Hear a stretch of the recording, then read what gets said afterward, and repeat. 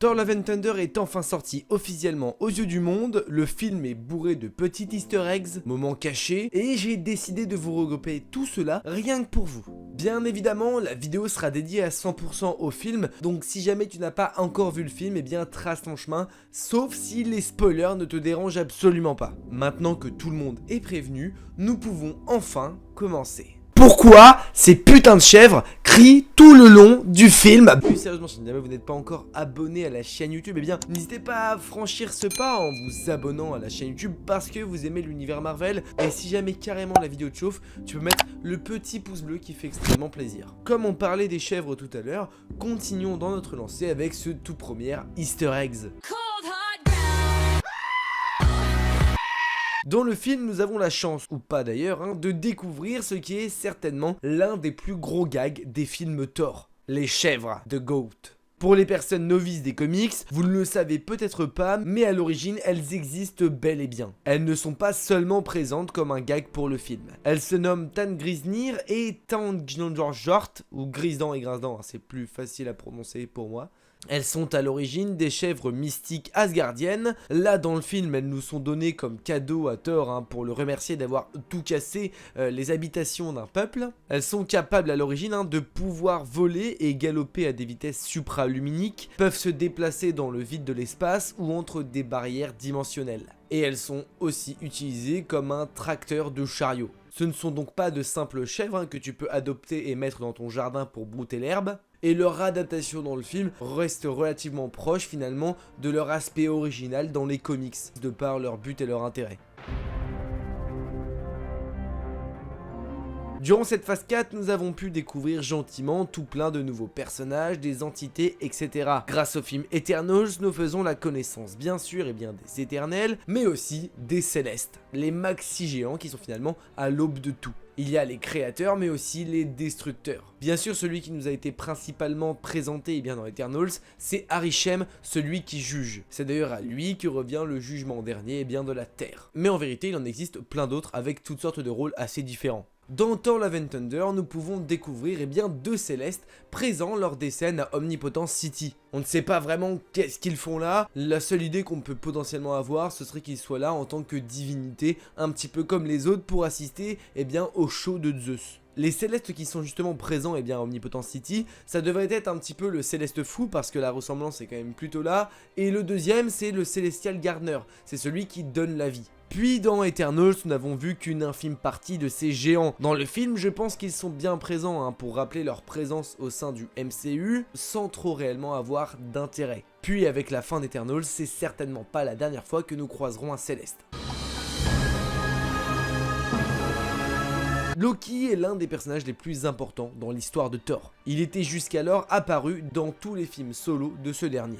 Mais vous le savez certainement, mais dans Infinity War, Loki, il meurt à cause de Thanos. Il revient, il est vrai, grâce à Endgame, mais ce n'est pas vraiment le Loki qui a vécu toutes les aventures jusqu'à Thanos. Et aux yeux de son frère, Loki est bel et bien mort. Thor Love and Thunder est donc la première fois où Loki était censé ne pas apparaître dans le film. S'il n'apparaît pas, il a quand même droit à de beaux hommages à son égard. C'est certes de l'humour, mais dans le fond, ce petit easter egg est bien sympa. Lors de la scène à Omnipotence, Zeus dévêtit Thor, et en plus de voir le joli cul d'Asgard, nous pouvons découvrir certaines extravagances que le dieu du tonnerre s'est octroyé. Il s'est fait tatouer le dos en hommage à son frère décédé. Les cornes de Loki avec un petit rest in peace. Malgré tout ce qu'a fait Loki à Thor, il restera son frère à tout jamais et ne l'oubliera absolument jamais. On a dans le film une autre scène clin d'œil à son frère défunt. Lorsque Thor et Star-Lord se séparent au début du film, Thor propose à Star-Lord une poignée de main un peu spéciale. Lors du check asgardien, il fait une sorte de check de serpent, ajoutant le serpent auquel vous ne pouvez faire confiance. Un clin d'œil bien sûr à son frère. En effet, dans Thor Ragnarok, Thor raconte une histoire lorsqu'il était enfant. Loki s'était transformé en serpent.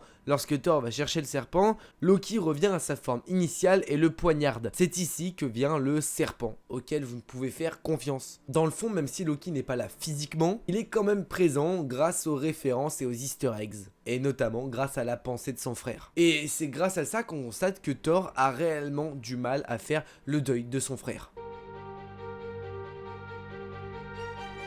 Si certains ont peur de ne plus voir certains de leurs acteurs favoris dans le MCU, c'était sans compter l'ingéniosité de Monsieur Waititi. Dans le film, nous avons droit à toutes sortes de scènes absolument what the fuck, et Waititi a même osé faire battre des enfants face à des créatures des ténèbres. Heureusement que c'est pas vraiment une boucherie, autrement ça aurait fait scandale. Il est vrai que dans le film, les enfants ont tout de même une jolie importance, notamment la fille de Gorr, le boucher des dieux, qui finit par être adoptée à la fin par Thor. Mais le plus rigolo dans tout ça, l'enfant de Gorr est l'enfant de Thor. L'actrice qui incarne la fille de Gorr n'est autre que India Rose Hemsworth, la véritable fille de Chris Hemsworth, l'acteur qui incarne Thor depuis une décennie. Thor est désormais une tradition qui perdurera chez la famille Hemsworth. Puis elle ne joue pas un petit rôle car teasée comme elle est teasée à la fin, nous risquons de la voir assez souvent lorsque Papa Thor apparaîtra. Elle contrôle déjà Mjolnir et Stormbreaker, c'est pour dire le potentiel de la gamine. Outre la fille de Chris Hemsworth, Waititi a aussi fait participer son propre enfant,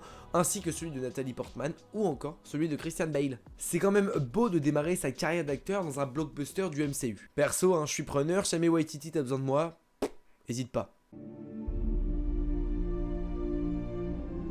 Si je vous disais que Thor 1 et Thor 2 avaient un lien avec Thor Love and Thunder. Waititi a décidé de rendre hommage au premier film de Thor, c'est dur de l'admettre, je le conçois, et d'appuyer sur cette petite note nostalgique en faisant revenir le cast old de Thor disparu depuis Thor 2. On a bien sûr le retour de Jane Foster qui nous avait quitté et plus aucune nouvelle depuis le monde des ténèbres, qui nécessairement tient un rôle légèrement important dans le film. Nous avons aussi droit au retour de la bande à Jane, Eric Selvig et Darcy Lewis de retour, et on a aussi le retour de Lady Sif qu'on avait pu entrevoir dans la série Loki. Son rôle dans le film n'est pas le plus important. S'il est fort probable que Darcy et Selvig fassent leur dernière apparition dans un film de Thor, avec la fin de Thor 4 qui laisse fortement présager un Thor 5, il est possible qu'on n'ait pas encore totalement fini avec Lady Sif. Dans les comics, Sif et Thor ont un énorme passage amoureux. Probable que les deux finissent ensemble par la suite, encore plus quand on sait que Jane est morte et que Thor a un enfant, il aura peut-être besoin d'aide pour l'épauler.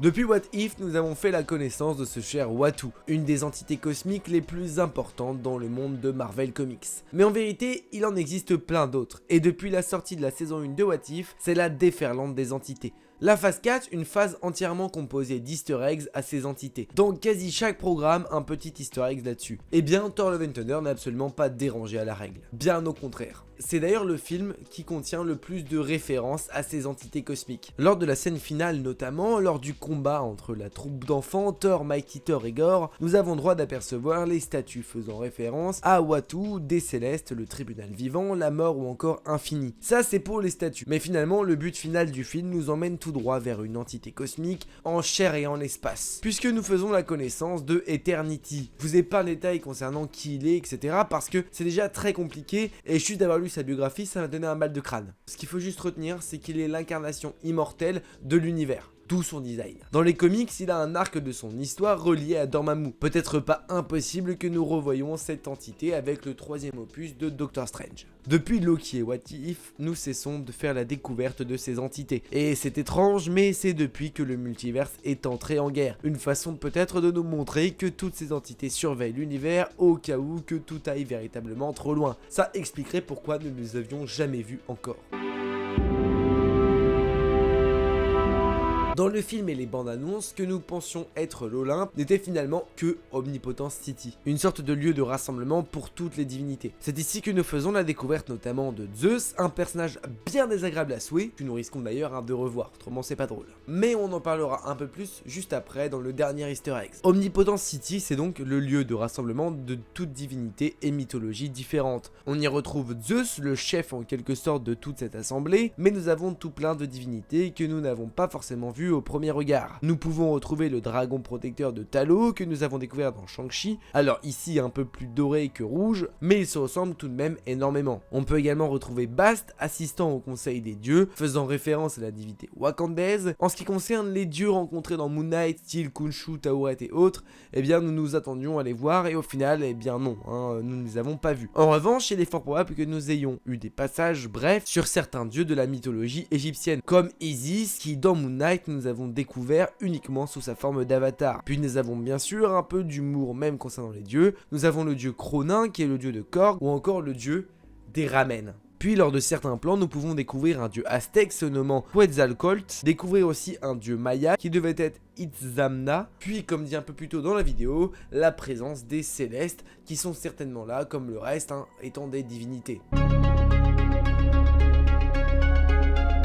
En effet, l'un des plus gros easter eggs se cache dans la fin du film et surtout dans la scène post-crédit, celle qui tease la suite des aventures du dieu du tonnerre. Et oui, Thor était le seul héros des Avengers de base à avoir un 4e opus, et il semble même qu'il sera le seul à avoir une seconde trilogie. Dans cette fameuse scène post-générique, nous pouvons apercevoir un Zeus très en colère qui ne demande qu'à se venger de l'humiliation subie par Thor. Même si il est vrai, il l'a bien mérité. Zeus étant certainement un peu trop vieux pour se battre, eh bien il fait appel à l'un des meilleurs guerriers de l'Olympe qui n'est autre que son fils Hercule. C'était personnellement ma seule attente concernant le film. En ne le voyant pas pendant la scène du rassemblement des divinités, je vous avoue que j'étais un petit peu en panique, je me suis dit merde, il arrivera jamais.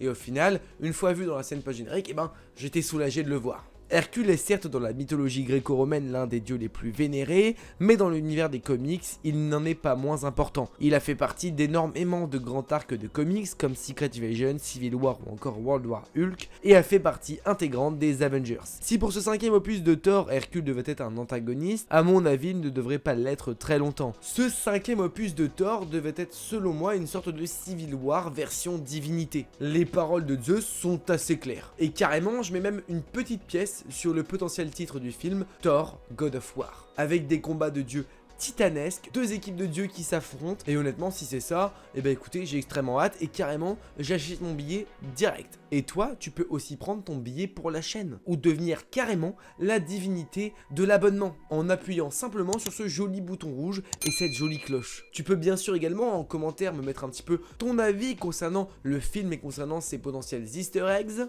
Et en plus, si jamais la vidéo t'a plu, tu peux me le faire savoir en y mettant ton plus joli pouce bleu. Alors n'hésite vraiment plus.